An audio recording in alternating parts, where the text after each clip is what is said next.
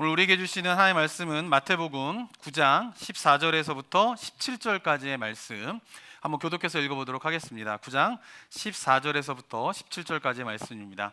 제가 14절부터 읽겠습니다.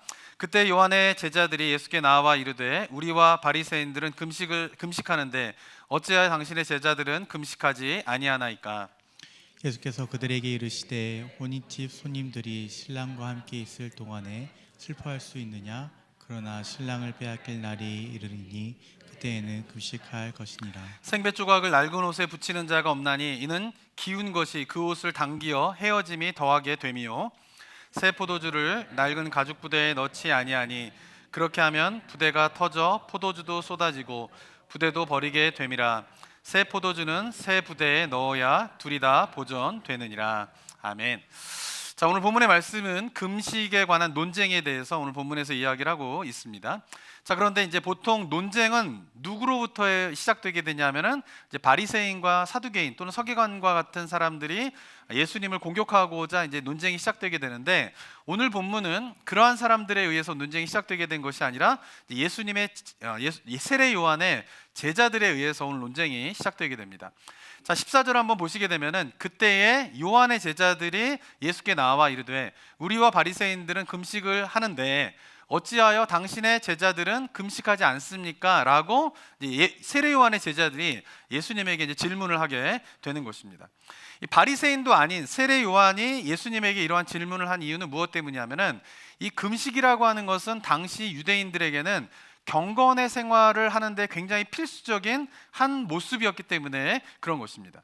본래 구약에서부터 이 금식이 시작되어야 되게 되는데 구약에서의 금식은 정기적으로 이루어지게 되는 것은 아니었고요. 뭔가 심각한 죄의 해결의 문제가 있거나 회개해야 되거나 아니면 극심한 고통과 시련을 겪게 되었을 때, 특별히 민족적인 위기가 닥치게 되었을 때에 이제 금식을 하는 것이 구약의 일반적인 금식의 모습이었습니다. 그런데 이제 포로기 이후를 지나게 되면서 이 금식은 유대인들 사회에서는 정기적으로 행해져야 하는 신앙의 훈련의 모습으로 자리를 잡게 되게 됩니다. 그래서 예수님 당시에는 경건함의 상징이 되는 세 가지 중요한 신앙생활의 모습이 있었는데, 그 첫 번째가 뭐냐면 기도이고요, 두 번째는 뭐냐면은 자선을 베푸는 것입니다. 구제를 하는 것이죠.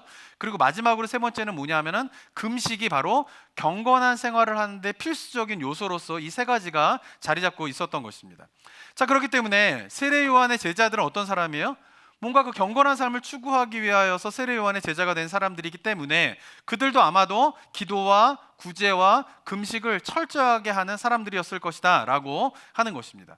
자, 그런데 세례 요한의 제자들이 그들의 스승이었던 세례 요한이 하는 말이 뭐냐면, 자기보다 더 뛰어난 분이 계시다, 나는 그분의 신들매를 매기도 감당할 수 없는 존재이다 라고 말할 정도로 자기의 스승이 더 뛰어난 분이다라고 소개한 분이 예수 그리스도인데, 그러면 당연하게 그분의 제자들은 금식을 할 거라고 생각을 했는데 보니까 어떻게 해요? 금식을 안 하는 거예요. 그래서 정말 이게 뭔가 공격하고자 예수님에게 질문한 것이 아니라 정말 경건의 삶을 살기 위해서는 금식을 해야 되는데 왜 예수님의 제자들은 금식을 하지 않습니까? 라고 물어보게 된 것입니다.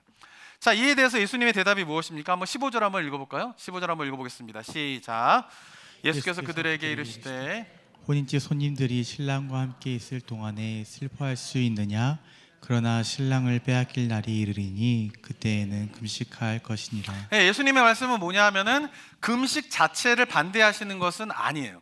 다만 강조하시는 것은 뭐냐면은 금식을 할 때에 누구 때문에 금식을 하는가, 그 부분을 너희가 기억해야 된다라고 이야기를 하고 있는 것이죠. 그러면서 예수님께서 비유를 하나 드시는데 그것은 뭐냐면 혼인잔치의 비유를 드시게 됩니다.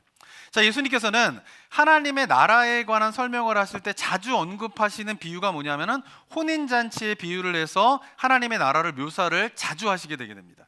특별히 오늘 본문 같은 경우에는 어떻게 이야기하고 계시냐면은 하나님의 예수 그리스도의 복음의 가르침에, 예수 그리스도의 사역에 참여한 제자들을 누구로 비유하고 있냐면은 혼인잔치에 초대를 받은 손님의 비유를 하고 있는 것이요. 자, 혼인잔치에 손님들이 참여하게 되면 혼인잔치에서 해야 될 일은 뭡니까? 즐기는 거예요. 기뻐하는 거예요. 그죠? 뭐 옛 애인이 결혼식에 오게 되면 슬퍼하겠지만은 뭐 그런 일 없지 않습니까? 그러니까 보통 그냥 결혼식 하면 뭐예요? 사람들이 다 기뻐하는 거예요. 만약에 우울하게 앉아있다? 좀 의심해봐야 되는 부분들이 있는 거죠. 예. 그러니까 원래 이 혼인잔치 모두가 기뻐하는 일이에요. 그래서 뭐가 하는가? 슬퍼할 이유가 없다라고 예수님께서 말씀하시면서 지금 제자들은 혼인잔치에 참여한 사람들과 같다라는 거예요. 뭐가? 예수님의 사역에 그들이 동참하게 된 것은 마치 그와 같다라는 거예요. 그들이 해야 될 것은 뭐냐면 즐기는 거고 기뻐하는 것이라는 것이죠. 그렇기 때문에 금식이 필요 없다, 슬퍼할 금식이 필요 없다라고 이야기를 하고 있는 것입니다. 자, 하지만 예수님의 사역에 동참한 사람들도 금식이 필요한 때가 있게 될 것이다 라고 예언의 말씀을 하시게 되는 거죠. 그때는 뭡니까? 예수님이 십자가에 못 박혀 돌아가셔서 예수님이 그들 곁에 더 이상 머무르지 못할 때가 이르게 될 텐데, 그때가 되면 어떻게 돼요? 그들은 금식하게 될 것이다 라고 이야기를 하고 계신 것입니다. 자, 그러면서 여기서 중요한 것은 금식에 대한 예수님의 말씀이, 이 말씀이 금식에만 국한된 이야기가 아니라 더 궁극적으로 하시고 싶은 이야기가 있다라고 하는 것을 우리가 어디서 발견할 수 있냐면 바로 16절과 17절에서 발견할 수 있는 것입니다. 자, 16절과 17절을 한번 읽어볼까요? 또 시작. 생배 조각을 낡은 옷에 붙이는 자가 없나니 가운데 것이 옷을 낡기에 헤어짐이 더하게 되며 새 포도주를 낡은 가죽 부대에 넣지 아니하나니 그렇게 하면 부대가 터져 포도주도 쏟아지고 부대도 버리게 됨이라.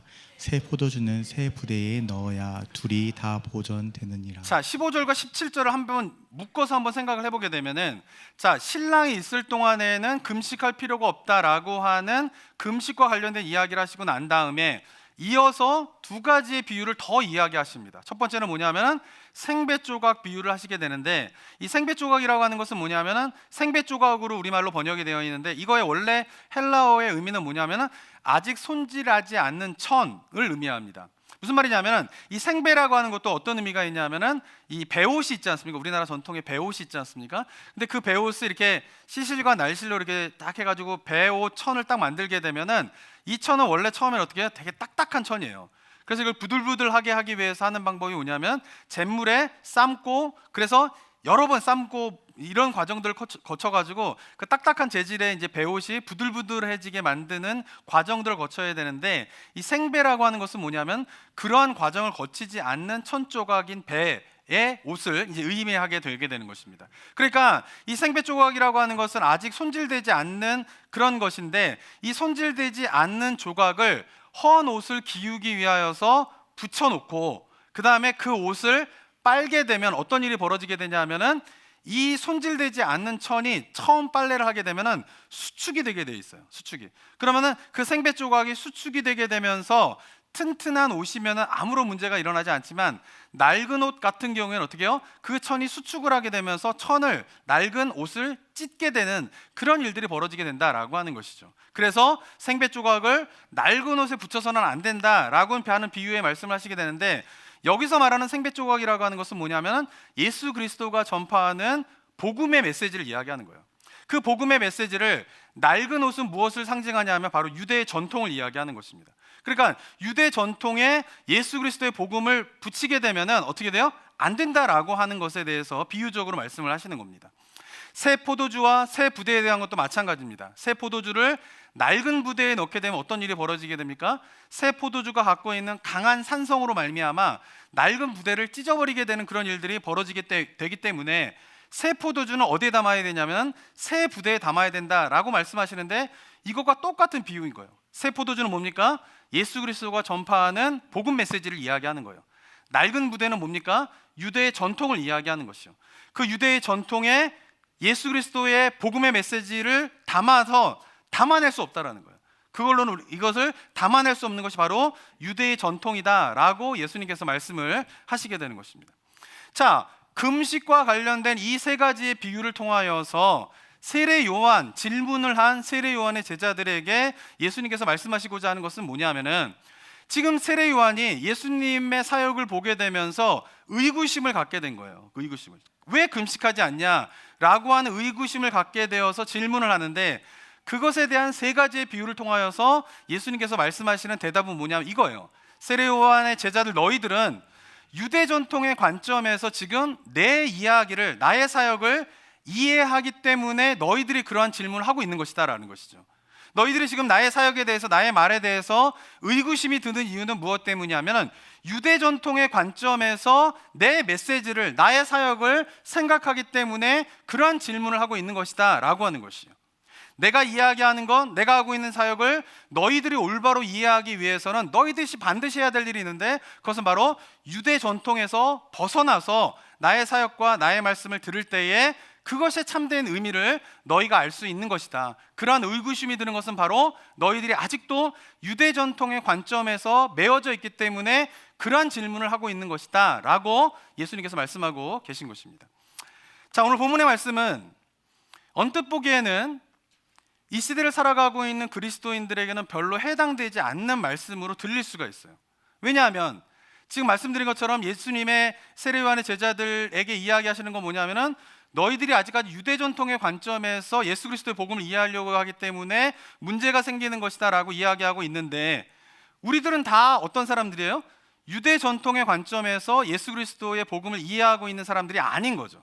이미 거기서 벗어난 사람들의 모습인 것이죠. 그렇기 때문에 유대 전통의 관점에서 예수 그리스도의 복음을 이해하려고 하는 이 세례 요한의 제자들에게 하는 말씀이 직접적으로 우리에게 와닿는 말씀이 되지 않을 수도 있습니다. 자, 하지만 이러한 유대 전통의 관점에서 예수님의 말씀을 이해하려고 했던 이 모습은 형태를 달리해서 2000년의 기독교 역사 속에서 계속 반복되고 있다라고 하는 사실을 오늘 한번 생각해 봐야 하는 것입니다. 오늘 본문을 말하는 주제는 예수님 당시에는 유대 전통과 그것에 대한 예수 그리스도의 복음의 관계에 대한 부분들을 이야기하고 있지만, 이것을 역사적인 관점으로 끄집어서 다시 이야기라고 한다라고 하면 바로 교회는 전통을 지켜야 하는가 아니면은 개혁해야 되는가의 문제를 다루고 있다라고 하는 것이에요. 좀 더 요즘의 말로 좀 더 표현한다라고 하면, 제가 오늘 설교 제목을 뭐라고 이야기했죠? 보수냐 진보냐 라고 하는 문제에 대한 것을 이 본문에서 이야기를 하고 있다는 거예요. 제가 보수냐 진보냐 하니까 어떤 분들이 걱정하시더라고요. 도대체 무슨 설교를 하시려고 지금. 굉장히 중요한 이야기를 하고 있는 것이에요. 현재 한국 사회는 어떻습니까? 진보와 보수로 갈라지고 있어요. 미국도 마찬가지예요. 미국도 진보와 보수로 점점 양극화로 갈라지고 있는 가운데 있습니다. 자, 이러한 시대 속에서 교회는 과연 보수여야 할까요? 아니면은 진보여야 될까요? 다시 말한다면 교회는 전통을 지켜야 할까요? 아니면 전통을 개혁해야 할까요? 우리 성도님들 어떻게 생각하십니까?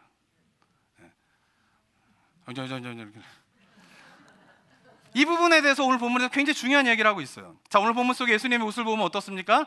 전통을 지키려고 하는 입장입니까? 아니면 전통을 개혁하려고 하는 입장입니까? 금식에 대한 예수님의 지금 메시지는 금식이라고 하는 유대인 전통을 지키려고 하시는 거예요? 개혁하시려고 하시는 거예요? 개혁하시려고 하신다라고 하는 것이에요.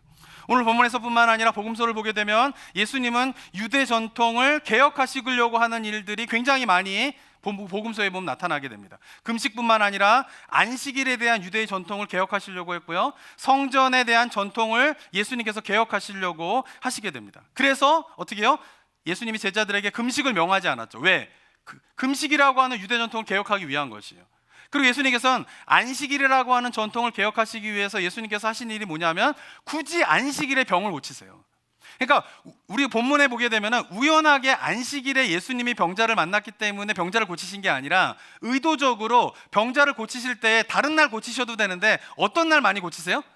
안식일 날 고치시는 일을 많이 하게 되는 거예요. 그것이 이유가 무엇 때문이냐? 바로 유대의 안식일 전통을 개혁하기 위함이다라고 하는 것이죠. 또한 성경에 보면 2번의 성전을 정화하는 사건을 예수님께서 일으키시게 됩니다. 성전 앞에 있는 동물 파는 자들을 다 상 뒤집어 엎고, 그죠? 이렇게 과격한 모습을 예수님이 보여진 적이 없잖아요. 그죠? 동전상을 다 뒤집어 엎고 막 채찍을 들면서 막 너무 과격한 모습으로 예수님께서 성전 정화를 하시는데, 그 이유가 무엇 때문이에요? 유대인들이 갖고 있는 성전의 뭐를 깨트려 버리기 위한 거예요? 전통을 개혁하기 위하여서 예수님께서 그러한 일을 행하셨다라고 하는 것입니다. 오늘 본문에 있는 생배 조각과 새 포도주의 비유도 잘못된 유대인의 전통을 개혁해야 함을 예수님께서 강조하고 계신 것이랍니다. 자, 그렇다면 우리가 전통이라고 하는 것이 무엇인가에 대해서 한번 생각을 해봐야 되는데, 전통이라고 하는 것은 본래적으로는 뭐예요? 좋은 의미예요. 어떤 겁니까? 의미를 담기 위해서는 형식이 필요합니다. 그죠? 금식이라는 전통이 왜 생기게 되었습니까? 그것은 뭐냐면 죄에 대해서 통회하는 마음, 그 의미를 어디에 담는 거예요? 인간의 가장 기본적인 욕구인 배고픔의 욕구를 참아가는 형식, 금식이라고 하는 형식에 담아내는 게 뭐예요? 금식이라는 전통인 거예요. 좋은 의미인 거죠. 시작은. 안식일의 전통도 마찬가지입니다. 안식일에는 뭐예요? 오직 하나님만을 바라보라고 하는 그 좋은 의미를 어떻게 하는 거예요? 일주일 동안 자기가 생존을 위하여서 살아가고 있던 삶의 모든 일들을 멈추는 형식을 통하여서 그 의미를 담아내는 것이죠. 그래서 안식일에 일하지 말라라고 하는 전통이 생기게 된 것이에요. 그러니까 이렇게 전통이라고 하는 것은 뭐냐면 의미를 담아내는 형식이 필요하고 그 형식이 반복되어지게 되고 지속되어지게 되면 그것이 뭐가 되는 거예요? 전통이 되는 것이다 라고 하는 것이죠. 여기까지는 뭐예요? 전통이라고 하는 것은 굉장히 중요한 의미를 갖고 있는 것입니다. 하지만 이 전통이라고 하는 것이 문제가 생기게 될 때가 있는데 그것은 뭐냐면 의미를 담아내기 위한 형식으로서의 전통이 의미는 상실한 채 형식만이 전달되어지게 되는 일들이 일어나게 되면 그때부터 문제가 생기게 된다라고 하는 것입니다.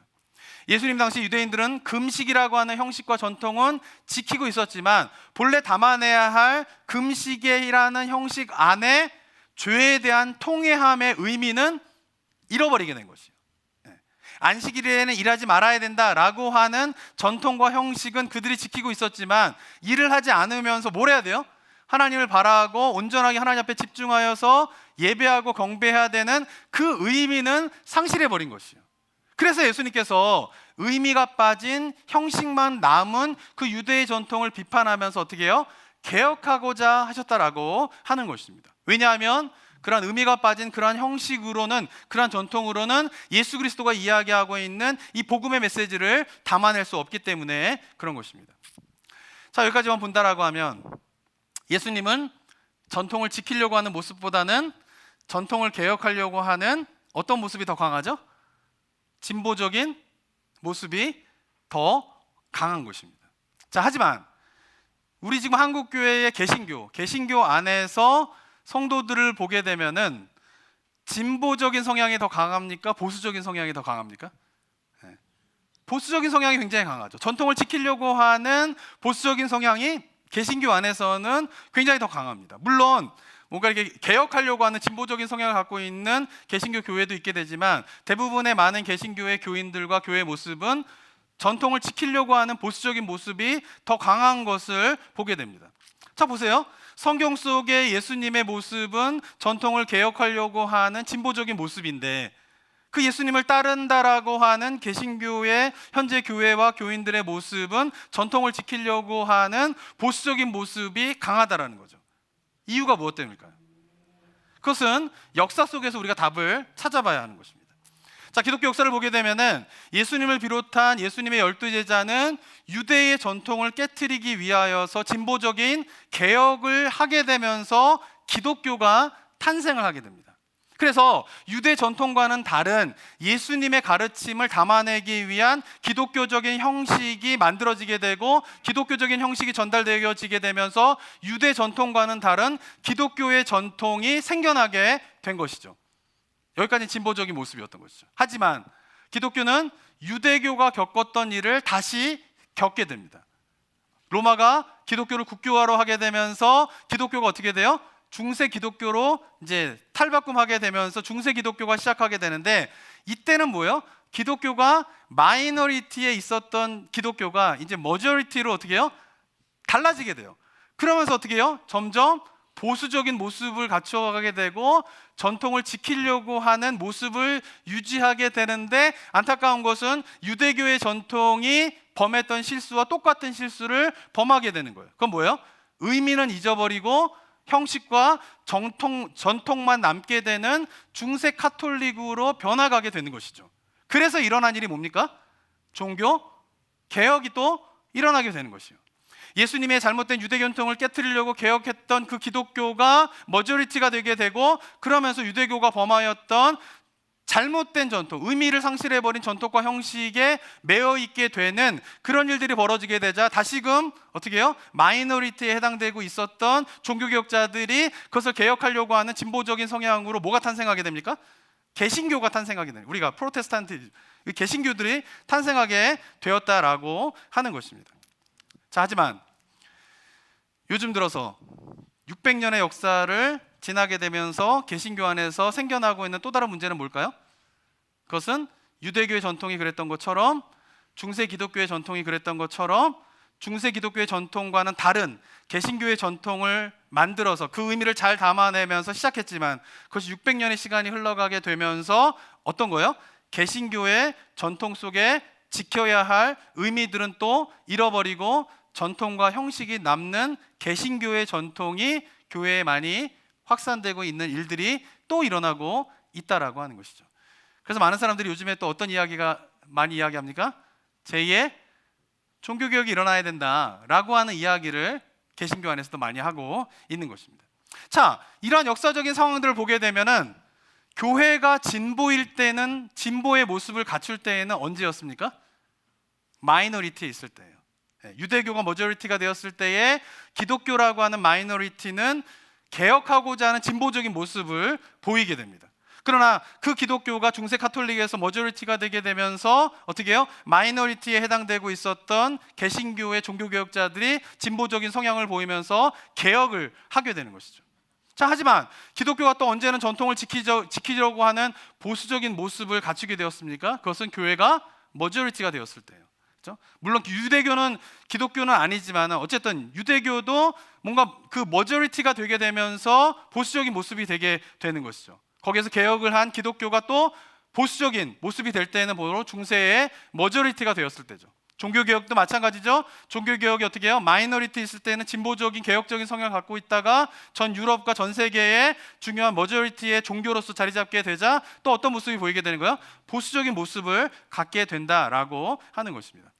자, 이런 역사적인 관점에서 봤을 때 기독교를 볼 때에 교회는 어때요? 진보이냐 보수이냐 라고 물으면 안 되는 거예요. 기독교 역사를 보면 교회는, 기독교는 진보일 때가 있고 또 어떻습니까?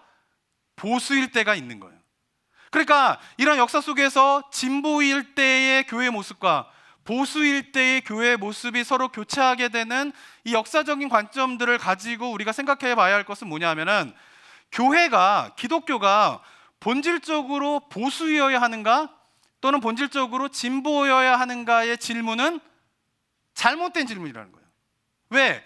본질적으로 교회는 보수일 때가 있고 또 본질적으로 교회는 어떻습니까? 진보일 때가 있었다라고 하는 것이에요. 그것이 성경에서 이야기하고 있는 것이고 역사 속에서 드러나고 있는 것이다라는 것이죠. 그러면 오늘날 많은 교회가, 많은 그리스도인들이 어떻게 질문합니까? 스스로의 정체성에 대해서 나는 보수인가 진보인가를 본질적으로 교회가 진보여야 되는가 보수여야 되는가 라는 잘못된 질문을 던지면서 나는 보수야 또는 나는 진보야 라고 스스로 정체성을 삼고 있다라고 하는 것이에요. 거기에 문제가 있다라고 하는 것이에요. 그렇기 때문에 나는 본질적으로 보수니까 진보는 다 거부해, 나는 본질적으로 진보니까 보수는 다 거부해 하면서 지금 사회가 양극단으로 흘러가고 있는 이 사회적인 현상에 교회도 그대로 휩쓸려서 나아가고 있는 안타까운 일들이 지금 벌어지고 있다라고 하는 것입니다. 우리가 물어봐야 될 질문은 뭡니까? 본질적으로 기독교는, 교회는 보수여야 하는가 진보여야 하는가가 아니라 우리가 살고 있는 이 시대 속에서 어느 부분에 기독교가 보수가 되어야 하고 이 시대에 살고 있는 이 시대 속에서 어느 부분에 우리가 진보여야 하는가를 물어야 된다라고 하는 것이에요. 이 차이를 이해가 되십니까? 이 차이에 굉장히 중요한 의미가 있는 거예요. 왜냐하면 말씀드린 것처럼 기독교는 본질적으로 보수이기도 하면서 또한 어때요? 진보인 거예요. 교회는 본질적으로 굉장히 진보적인 모습이면서 동시에 어떤 거예요? 보수인 모습도 있는 것이에요. 그런데 다만 교회가 보수여야 하는 영역이 있는 거고 교회가 진보여야 되는 영역이 있다라고 하는 것이죠. 그것이 뭐예요? 다 무너지고 있기 때문에 이런 일들이 벌어지고 있다라고 하는 것입니다. 이처럼 교회가 처해진 상황에 따라 진보가 되어야 하기도 하고 또는 처해진 상황에 따라 보수가 되어야 하는 것이지, 본질적으로 나는 크리스찬이니까, 뭐 개신교인이니까 나는 보수야, 나는 또 진보야 라고 생각하는 것은 올바른 신앙관이 아니다라고 하는 것이에요. 자, 오늘 본문의 말씀에 따르면 오늘날의 개신교의 기독교 전통 가운데에 의미는 잃어버리고 형식만 남은 전통이 있다면 어떻게 해야 됩니까? 어떻게 해야 돼요? 개혁해야 돼요. 그죠? 그래서 종교개혁자들은 교회에 대한 아이덴티티에 대한 이야기를 할 때 위대한 선언을 한 거예요. 종교개혁자들 뭐라고 이야기합니까? 교회는 항상 개혁되어야 된다. 리폼드 되어야 된다. 그래서 뭐예요? 종교개혁자 우리가 리폼 처치가 뭐예요? 개혁되어야 된다는 거예요. 그래서 한 번의 개혁으로 끝나는 것이 아니라 그 이후에도 종교개혁자들은 내다봤어요. 왜냐하면 기독교 역사를 바라보게 되니까 다시금 개혁돼야 될 일이 개신교 안에서도 일어나게 될 것이다 라고 하는 것을 종교개혁자들이 이미 바라봤던 거예요. 그래서 종교개혁자들이 그의 후손들에게 이야기하는 게 뭐냐면 교회는 언제나 리폼드 되어야 한다라고 하는 리폼 처치가 뭐예요? 개신교의 어떤 타이틀과 같은 모습으로 되었다라고 하는 것이죠. 이런 의미에서는 교회는 뭐가 되어야 돼요? 진보가 되어야 돼요. 진보가 되어야 되는 거예요. 하지만 개신교 역사를 살펴보게 되면은 이러한 의미가 빠진 전통을 개혁해야 한다라고 하는 생각은 올바랐지만, 그런데 이러한 생각이 지나쳐서 잘못된 길로 가는 운동도 있었던 거예요. 그게 뭐냐면 바로 자유주의 운동입니다. 리버럴 자유주의 운동이 그런 거예요. 자유주의 운동은 뭐예요? 1900년대 초에 개신교 안에서 잘못된 전통들이, 의미가 상실된 전통들이 전해지게 되자 그것을 개혁해야 된다라고 하는 진보적인 생각들이 있었지만, 그러나 그것이 어떻게 해요? 극단에 이르게 되었을 때에 어떤 일이 벌어지게 되냐 하면은 전통을 개혁하고자 하면서 자유주의자들이 전통을 개혁하는 것, 시작점은 좋았지만 그러나 그것이 너무 지나치게 되었을 때 어떤 일이 벌어지게 되냐면 기독교의 근간에 해당되는, 뿌리에 해당되는 전통마저도 부인하게 되는 잘못을 범하게 되는 것이에요. 그래서 자유주의자들이 생각하는 기독교에서의 뭔가 전통을 깨면서 깨트려 버리는 게 뭡니까? 삼위일체 교리도 깨트려 버리고요, 성경의 신적인 권위에 대해서 이게 더 이상 그냥 저스트 엔션 북이지 이게 하나님의 말씀으로서의 계시를 인정하지 않는단 말이에요. 그런 전통들 다 깨서 부시자는 거예요. 하나님의 초자연적인 일하심, 성경 속에 있는 초자연적인 역사 다 꾸며낸 이야기라는 거예요.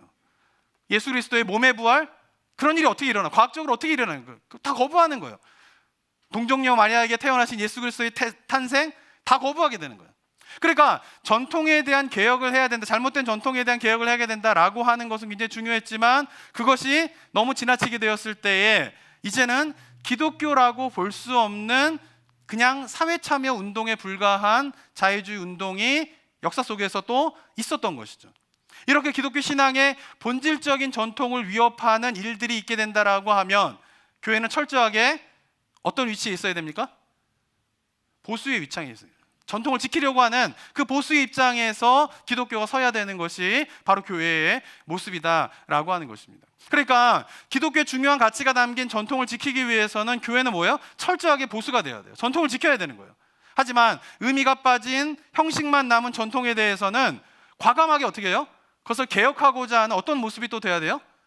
진보적인 모습이 되어야 하는 것이 바로 교회의 모습이다라고 하는 것을 우리 성도님들이 잘 기억해야 합니다. 이렇게 역사적인 이야기를 하면은 어떤 분들은 재밌다 이렇게 생각하시는 분도 있고, 역사에 대해서 별로 관심이 없으면 쉬운 얘기를 이렇게 저렇게 어렵게 복잡하게 하나 라는 생각도 하고 있고, 그래 역사 속에는 그러지만 그게 나하고 무슨 상관인데 라고 생각하시는 분들도 아마 계실 것입니다.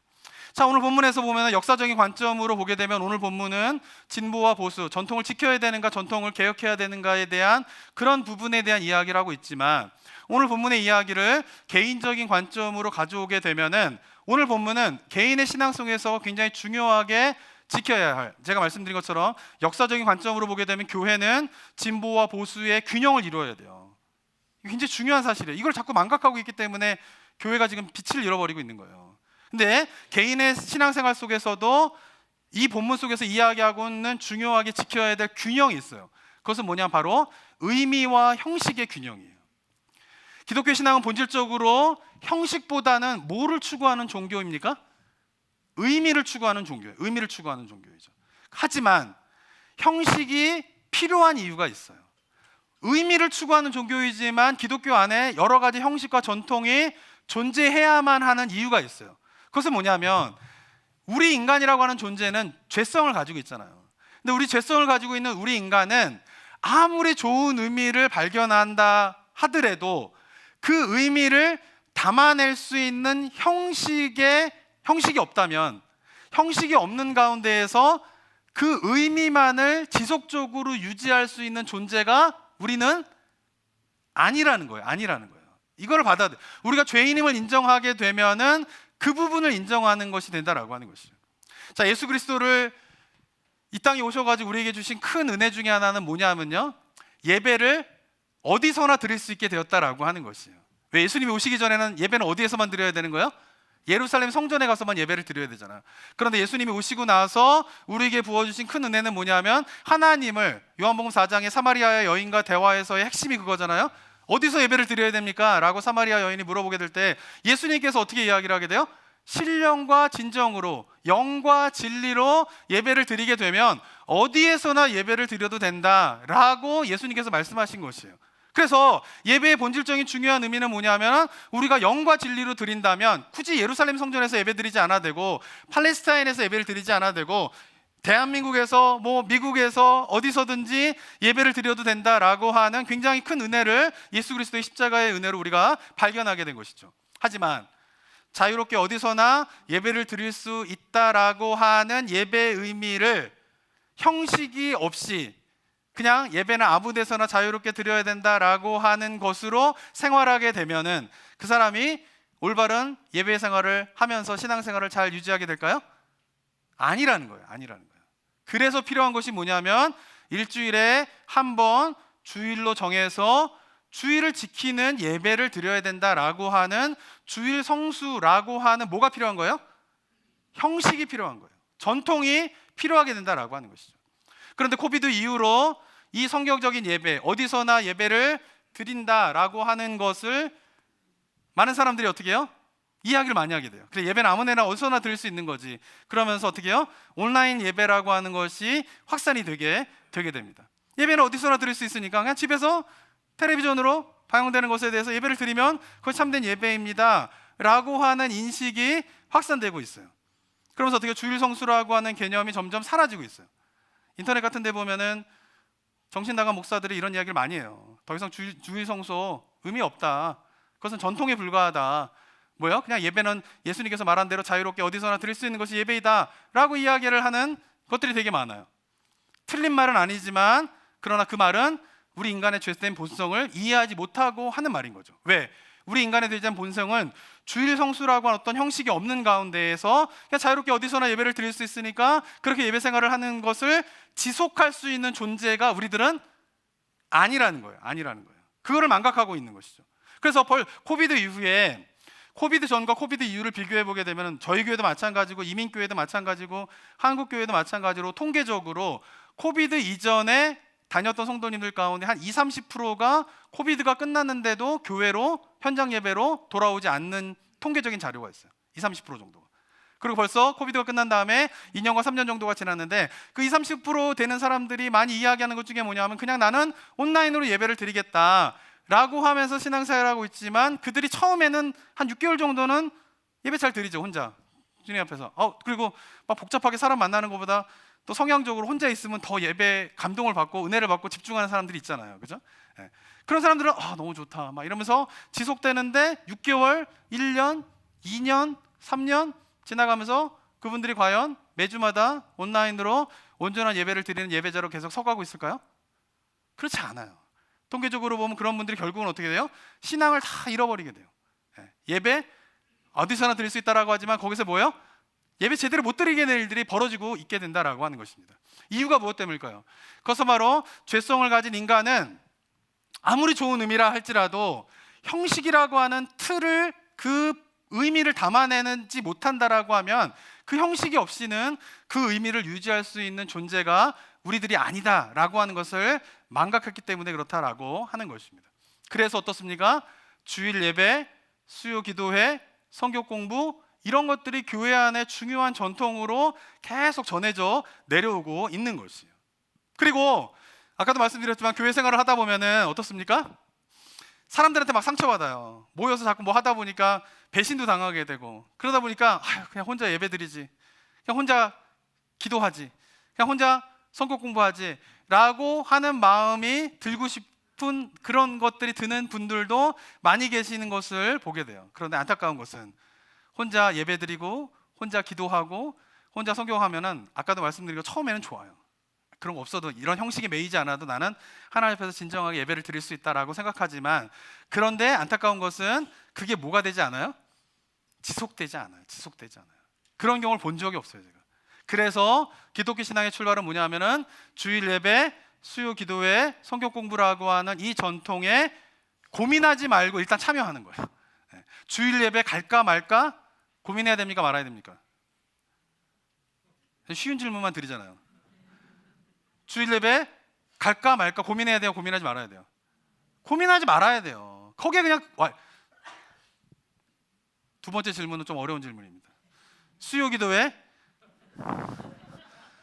갈까 말까 고민해야 돼요, 말아야 돼요? 고민하지 마셔야 돼요. 물리적으로 시간이 안 되시는 분들은 제가 정지하지 않습니다. 안 오신다고 뭐 정지하고 그럴 사람이 아닙니다. 그렇지만 뭔가 시간이 되는데도 갈까 말까 고민할 영역이 아니에요? 아니란 말이에요. 성경 공부했어요. 성경 공부 해야 됩니까, 말아야 됩니까?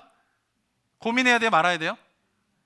고민하지 말아야 될 영역이에요. 그러니까 이 전통과 형식이라고 하는 것에 일단 신앙의 출발은 뭐냐면 거기에 그냥 고민하지 말고 들어가는 거예요. 그러면서 해야 될 일은 뭐냐면은 그 형식이 담고 있는 의미를 자꾸 찾는 거예요. 어디에서? 그 형식 안에서.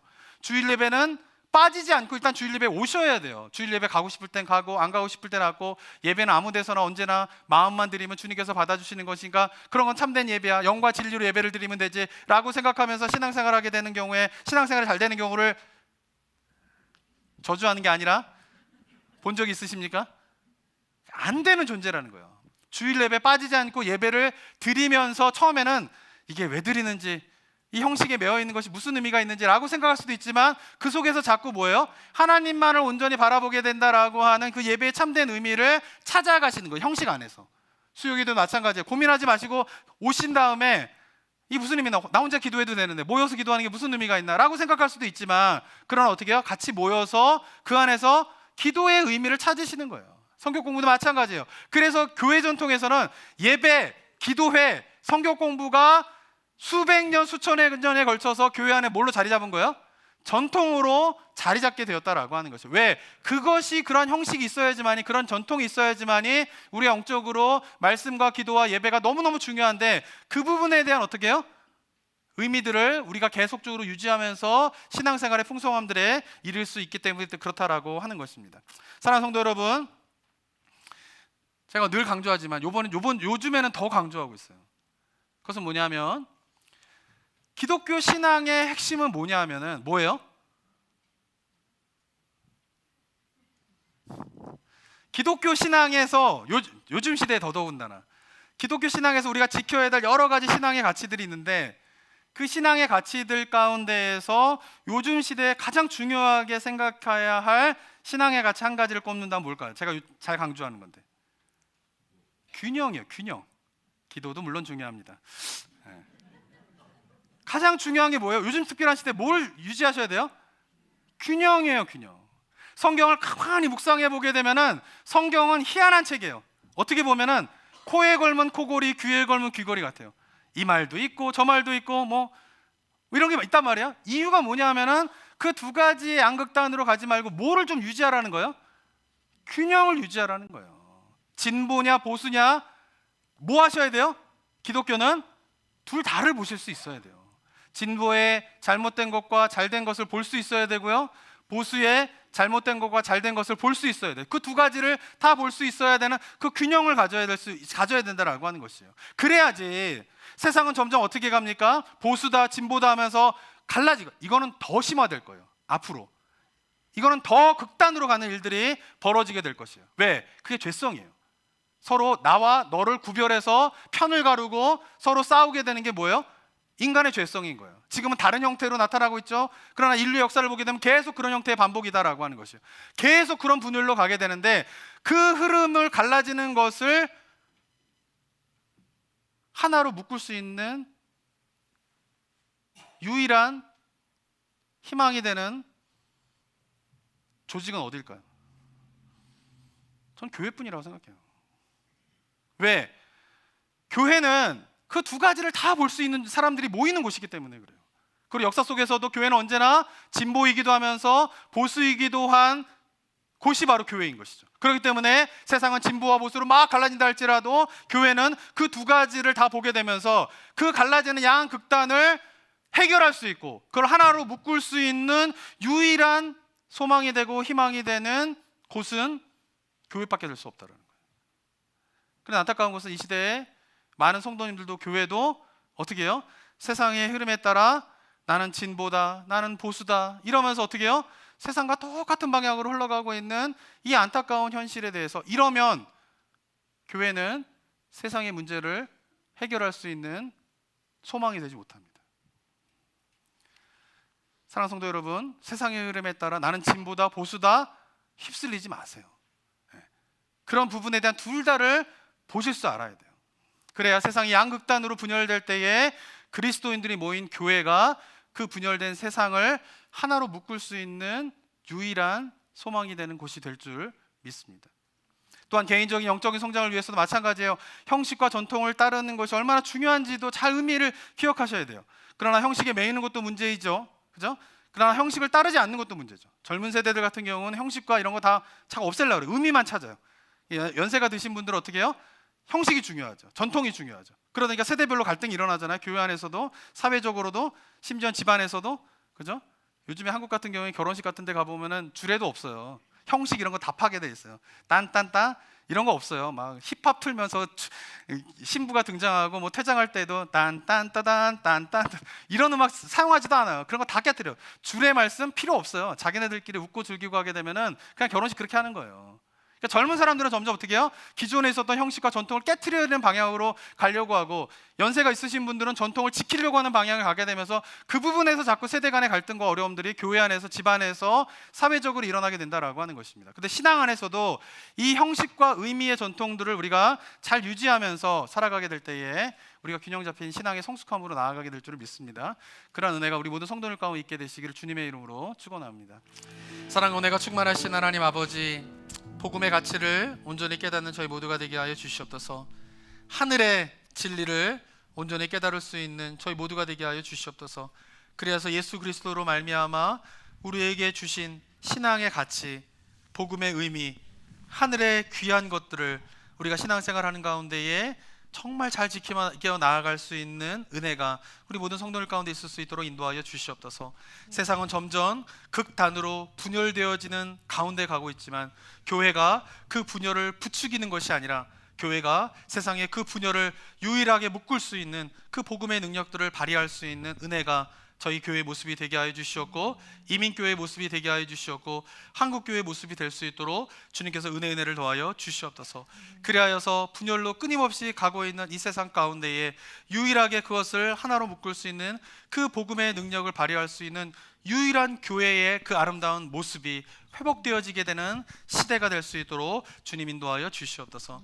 뿐만 아니라 우리 성도님들 삶 가운데에서 복음의 가치를 깊이 깨닫는 가운데에 그 복음의 가치를 죄된 본성이 담아내고 지켜갈 수 없기 때문에 교회의 전통 가운데에서 우리에게 주어진 그 형식을 안에서 그 의미를 잘 담아내므로 형식과 의미가 조화를 이루어서 성숙한 방향으로 우리가 성장하게 되고 우리가 주님 옆에 서게 되는 날 우리에게 부여해 주신 그 복음의 가치와 신앙의 의미들을 잘 순수하게 순결하게 지키고 유지하는 가운데에 주님 앞에 서게 되는 은혜가 우리 모든 성도님들의 삶 가운데 있을 수 있도록 주님 도와 주시옵소서.